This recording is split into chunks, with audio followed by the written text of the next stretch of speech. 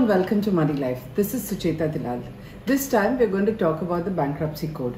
I'm sure you, like all of us, are quite outraged at the kind of haircuts that bankers are willing to accept. Now, what is a haircut? A haircut really means that huge chunk of money is just going to be written off. And bankers have happily been accepting haircuts as high as 94%. What does that mean? That out of every 100 rupees, 94 is wiped out. And big defaulters, remember, all these haircuts are only applicable to extremely big defaulters who have borrowed 1,000 crores and above. They pay only 6 rupees out of every 100 borrowed, and 94% is written off. Now, on 25th June, Money Control, a website, wrote that the government may be looking at the bankruptcy code once again because, honestly, it is getting really embarrassing. These massive loan write-offs. And remember, these write-offs have come after our non-performing assets reached 10 lakh crore. Look at how many zeros there are in this. And banks have been writing off a huge amount of money. In fact, banks wrote off, these are all public sector banks, mind you, with all the mergers and whatever is happening, public sector banks wrote off 1.53 lakh crore worth of loans in the financial year 2021, and last year they had written off 1.45 lakh crores. Now, our banks really don't seem to care, because even the poorest Indian without a bank account is actually paying for this, because the government gives out money to recapitalize these banks so that they meet their capital adequacy norms, which means that they fleece us on all bank charges, and we are also paying to keep them alive. Bankers don't care. Collectively, as the committee of creditors, they are going ahead and accepting the most outrageous of settlement deals, and without any accountability, responsibility, or even a conscience, considering that ordinary Indians are paying for it. And that we've been struggling. Most Indians have been struggling, especially if they have small loans, to repay or to even keep themselves alive and have a job. The Securities and Exchange Board of India, which should have been looking at it, is also sleeping in its own way, and it's allowing crores of people, and I really mean crores, because 1 crore new demat accounts have been opened since the pandemic. These are small speculators who come into the market looking at it as a kind of casino. SEBI is doing nothing, and I'll tell you how this works.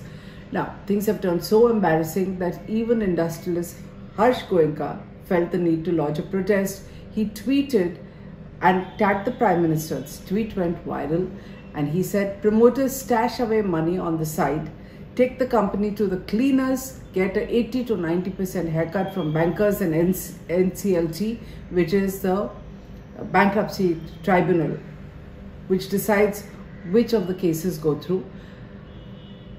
And this is the new game in town. A lot of institutions cleansed by the government. NCLT next, please. We can't have our hard-earned public money being stolen. And that's what the government seems to have woken up to, because Money Control seems to suggest that the act is going to be looked at. Have they listened to Mr.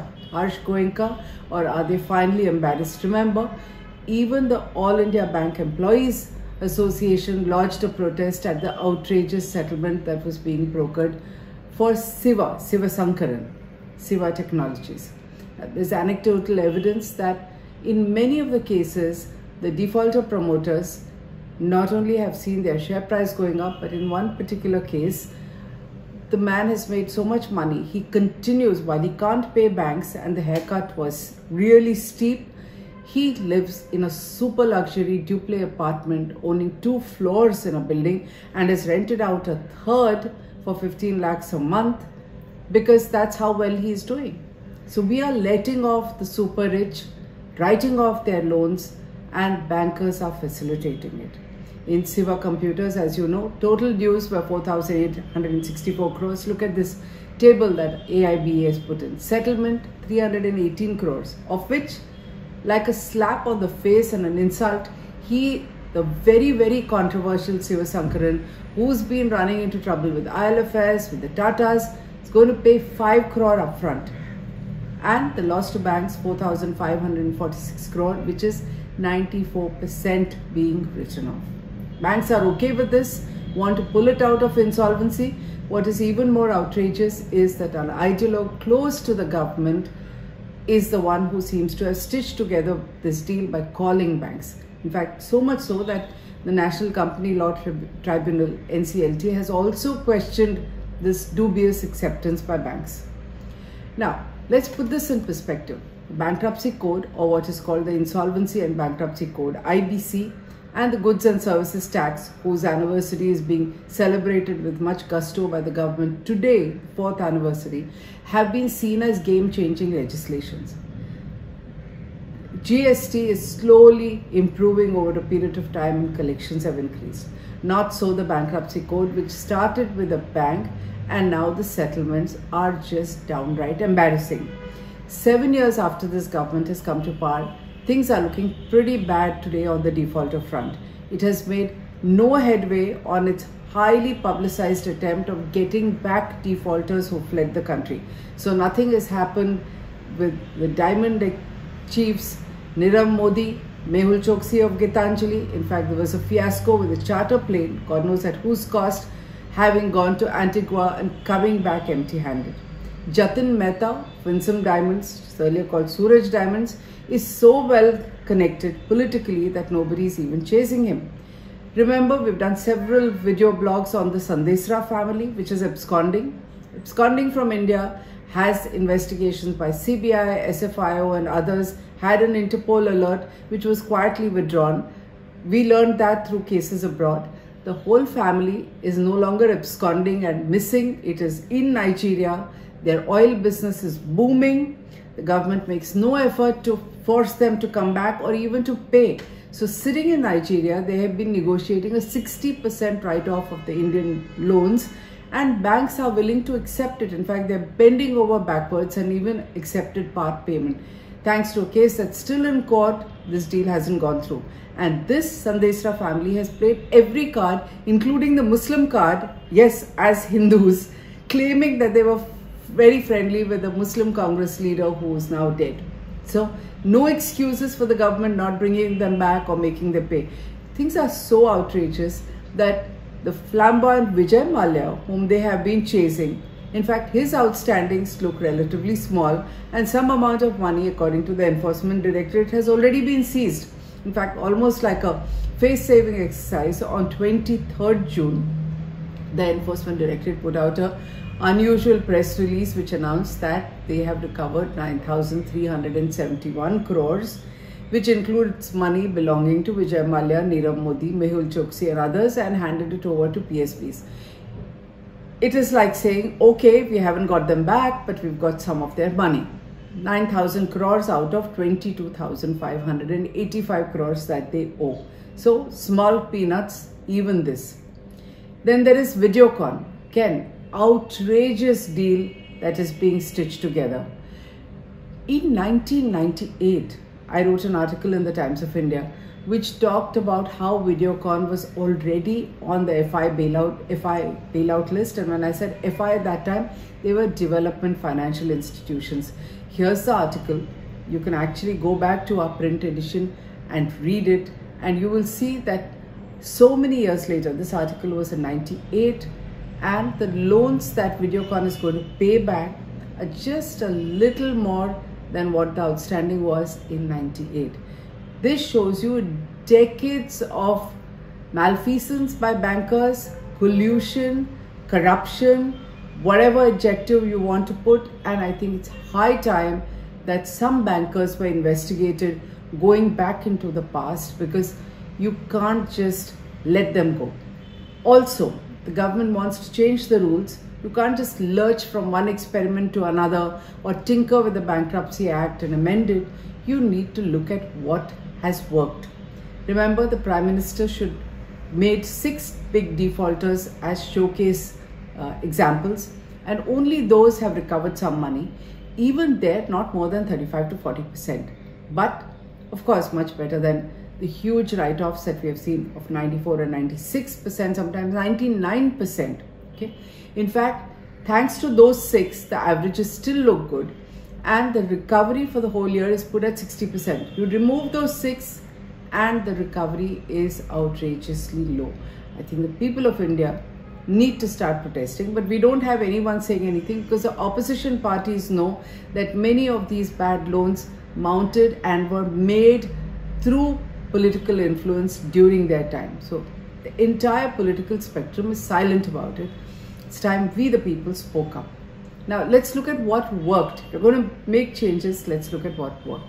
Surprisingly, it is infrastructure, leasing and financial services. As you know, in October 2018, after it began to default, this massive conglomerate of 347 companies with several holding companies and hundreds of subsidiaries all over the world couldn't pay after years of covering up its losses. Ravi Parthasarathy, its founder and long-term chairman, had quietly resigned just a couple of months before the default started. He was finally arrested recently, less than 2 weeks ago, not because the government acted, but because of a private complaint. In spite of this, I'm saying that this resolution is actually working better. It is under the NCLT, has an excruciatingly difficult way of dealing, has a judge who has to oversee everything before it goes to the NCLT. And yet, under Chairman Uday Kotak, yes, the banker, who is now the chairman of NCLT, and a bunch of bureaucrats under him, and of course expensive lawyers and auditors and accountants, it has done a fairly good job. So these 347 companies have been reduced to 167 as of now, and we heard that before the end of the year it may be below 100. This is a damn sight better than what the government has done with Punjab and Maharashtra Cooperative Bank, where in the same period the Reserve Bank of India was handling it. And now, although there's an in-principle approval to Centrum and BharatPe to take it over, it's come with a lot of riders, still risky, and the depositors are nowhere near getting their money. PMC Bank, of course, better than what they did with some others. Yes Bank also, share price is going down. But ILFS is doing much better than the others. Like I said, number of companies hugely reduced. So Uday Kotak has gone public to say that he expects to recover 60% of the total outstanding of nearly 1 lakh crore. The new management has already addressed about 43,000 crore and it expects total recovery of 61,000 to 63,000 crore is what it claims, which is very good given the total record of the IBC and how the bankruptcy is moving. And remember, this, although it's under the NCLT, it's not really under the IBC, which is why I'm looking at it separately. Now, only last week, ILFS recovered 1,925 crore. This was actually paid back by a Haryana government outfit in the Gurgaon Metro case. The matter went to the High Court, went to the Supreme Court, and this is still the first tranche. Some more money is going to come. So in my view, much of the success of ILFS, not due to the retired bureaucrats that they have put there, but because Uday Kotak's reputation is on the line. In fact, he is forced to carry the monkey on his back, and he has ensured there's a crack team of lawyers and auditors working with him. And of course, there are a couple of whole-time directors appointed by the government. In fact, one of them has been extremely close to ILFS and has been a question mark. Now, as compared to this, look at how others have failed. Dewan Housing, one company, not 347. Yet the bankers are messing around. In fact, a monitoring committee has been put up now. The single entity had an outstanding of 87,000 crore. All regulators failed. Credit rating agencies failed. There were two bids that bankers accepted, one from the Piramals of 37,000 crore, but it's so controversial because it's leaving out even secured NCD holders out in the court. Bankers who don't deserve anything are going to get the bulk of the money. There are innumerable cases filed, one against SEBI, some in NCLT, some in the Supreme Court, some by FD holders, some by NCD holders. It is a mess and it continues. In fact, that is why the government has finally appointed a monitoring committee, a monitoring panel they call it. Surely we could have done better than this. Siva, like I already told you the numbers, 5 crores being paid upfront out of nearly 5,000 crore. And Siva Sankaran gets to keep the company and he may get fresh loans by the same shameless bankers. We also have written in Money Life that SBI was against this deal, but IDBI, which has got tens of thousands of crores of bailout, is leading this exercise. I mean, how much more outrageous can it get? If we allow it to go through, we the people are at fault for not protesting enough. Now, in contrast with the complex IL&FS deal, like I told you, there is PMC Bank, again, simple, could have done much better, could have got far stronger bidders, but RBI did not have an open mind at all. So, in conclusion, the government is serious about making defaulters pay and retain the faith of us taxpayers. It wants us to keep paying, wants us to pay more for petrol, pay more taxes, take the brunt of the pandemic. If it wants us to pay, it will have to do something about these large corporate defaulters like Videocon, Siva, DHFL, PMC Bank, and innumerable others. Hundreds have to be handled much better. We have to see some action in recovering our money, maybe with a credible IL&FS-like action. It's taken 3 years, didn't happen in the magical 1 year that the government expected, but is doing far better than the whole big mess that is the bankruptcy code. Remember, the government is also on test. People are watching. It's already messed up on the pandemic. Please don't mess up on bankruptcy. It's still within your hands. These promoters cannot be allowed to enjoy their wealth and get away scot-free. You have to go after them because privately they continue to be extraordinarily rich and the government has to show us some action. They can't just sell their company for peanuts and walk away. If you agree with what I said, talk to your MP, lodge a protest.